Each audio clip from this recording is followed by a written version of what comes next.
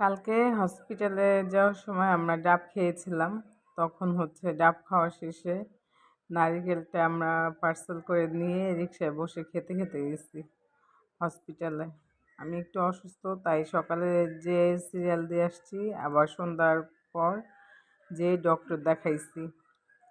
Doctor দেখায় আমরা ভালোই ডক্টর দেখাইছি। ডক্টর দেখায় আমরা একটু, আমি আর আমার বোনের ছেলে ছিল, যেটা আমার বোনের ছেলে, আমরা করছি, একটু ঘোরাঘুরি করছি। হ্যালো, আসসালামু আলাইকুম গাইস। তো কালকে কোলে আম্মুর জন্য ডাক্তারের কাছে গেছিলাম। তারপরে যে ডক্টর দেখায় আমরা আসছি।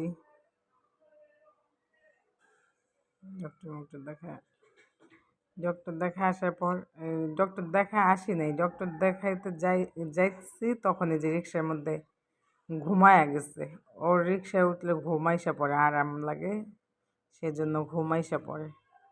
এই যে ঘুমাইছে, ঘুমায়া পরে ডক্টর দেখাইছি। ডক্টর দেখায়া এসে নওশাদ মামার হালিম খাইছে। মনা মামার হালিম, হালিমটা নাকি অনেক মজা ছিল। হালিমটা আমার অনেক ভালো লাগছে, হালিমটা অনেক ঘন।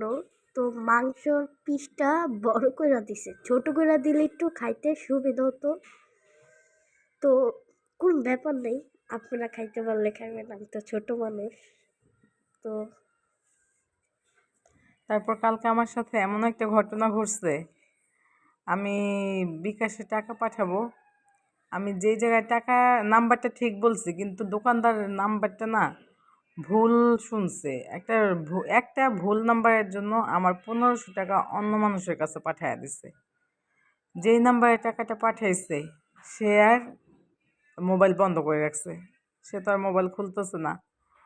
এখন বলতেছে, দোকানদার বলছে যদি নাম্বারটা আর কি যদি এই ধরে, উনি ধরলে আর কি দিবে, টাকাটা পাইলে দিবে। আমার যে এত খারাপ লাগছে, 1500 টাকা মাইর গেছে। তারপর ওইখান থেকে আসার পর আমরা একটু বাটায় গেছি। বাটায় এখন আর কি অফার চলতেছে,